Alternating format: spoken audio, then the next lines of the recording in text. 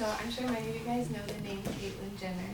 Caitlyn Jenner has kind of become more of a household name recently because of her transition from male to female. It's an issue she's struggled with her whole life. So today I want to talk to you guys about gender equality and how gender in many ways is an obvious issue, but it actually has many layers to it concerning how men and women are viewed.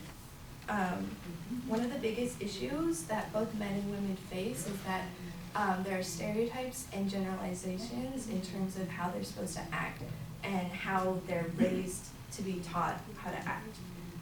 About a month ago, Target decided to remove the gender labels from their Toys Kids department, which is actually really cool.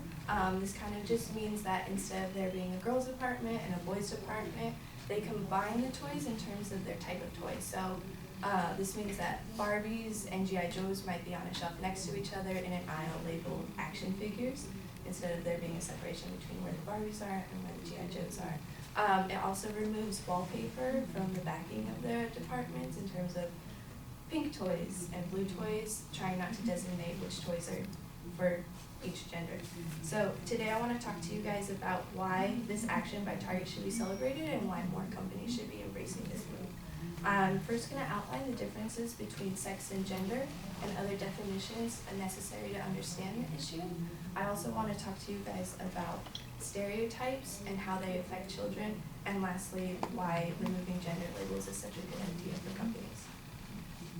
So, to understand stereotypes in connection to gender equality, it's important to understand the difference between sex and gender. Medical news today defines sex as the biological and physiological attributes that make a person male or female, which means just the way they're born scientifically. And versus that, gender is described more, it's kind of a harder topic to understand, but it's more about how a person identifies with themselves. It's not about their biological makeup. It's about how they decide to express themselves. So if a male decides that they are female, that's allowed. Or a female decides that they are male. It's how they decide to express that in terms of how they dress, how they act, the way they speak, etc. The Human Rights Campaign website also wants to identify that it's how a person acts or what gender they decide to conform to usually does not conform to how society wants them to conform. So it's important to understand that people are struggling and that their gender identity does not always align with their sexual identity.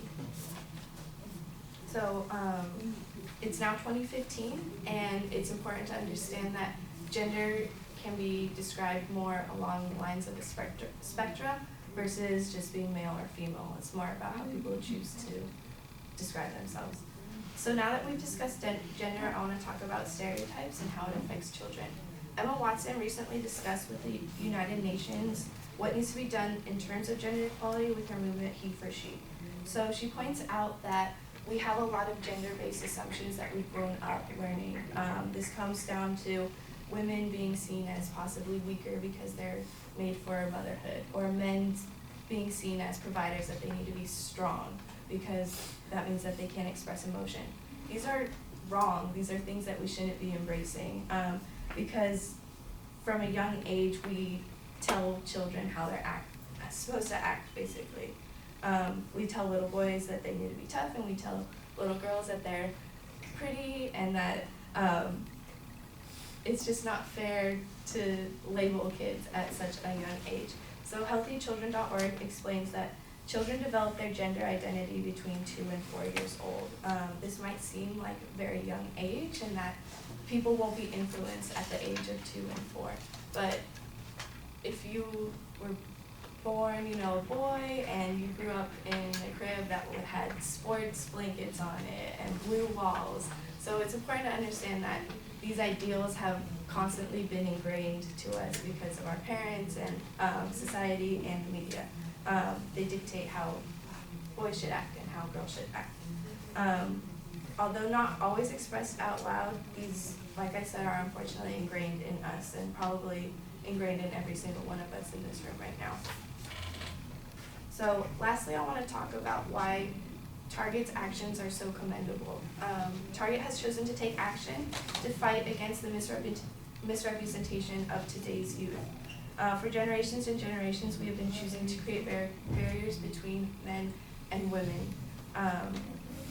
It might seem really trivial that I'm talking about just an aisles designation in a convenience store, but Laverne Cox, a transgender woman who stars in the show Orange is the New Black, might understand this issue a little bit better. She says that as a child, I knew that everyone was telling me that I was a boy, but I felt like a girl. So she is somebody that has faced this issue head on as a transgender woman, someone who has been told that she is one gender while feeling another gender. HealthyChild.org again notes that not all gender identities line up with sexual identities, meaning that who you are biologically is not necessarily who you are inside. And I commend Target because they're choosing to help people with who they are by not making them choose, which I think is really important. And also helps transgender youth, but this is definitely an issue that expands beyond just the transgender community and the youth community. I think this is an issue that expands further in terms of the separation between men and women in grown-ups and in this classroom right now, maybe. By labeling these toys, departments, color schemes, etc., we're limiting the choices and expressions of the next generation. And by doing so, we are also adding to the alienation between the groups of men and women. As someone, I work at Toys R Us, and our store is basically split up between a girls' department and a boys' department. And so I get to see hands-on, day-to-day, the alienation between boys and girls, even if they are just 2 years old or just 4 years old. In conclusion, after talking about gender identity, stereotypes, and why Target is making such a strong move, I think we should talk about gender more. I think we should commend Target for what they're doing.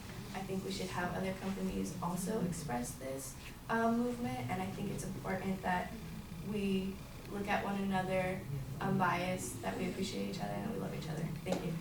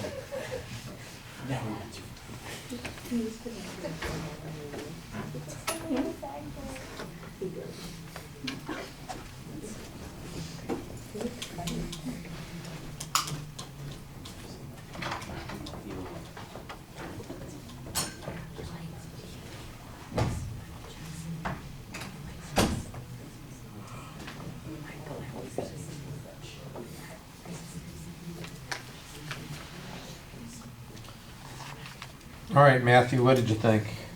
I thought your speech was pretty well. Your delivery-wise, you had like hand motions. Okay. Your voice is pretty soft, but it's still clear. It's easily to understand what you're saying. I don't know if it's just me. I feel like it was just me actually. But in the beginning, I was just a bit confused on like what the general topic was about first. Because you were saying you were talking about transgender in general, and then you're talking about like Target and stuff like that. So I didn't know if you were gonna talk about Target itself, but until you went to the preview and actually went through it, it was more clear. Yeah, you did preview all your points, and then in the end you concluded them all again. And then it was nice you had your some personal experience, working at Toys R Us with the alienation. Yeah.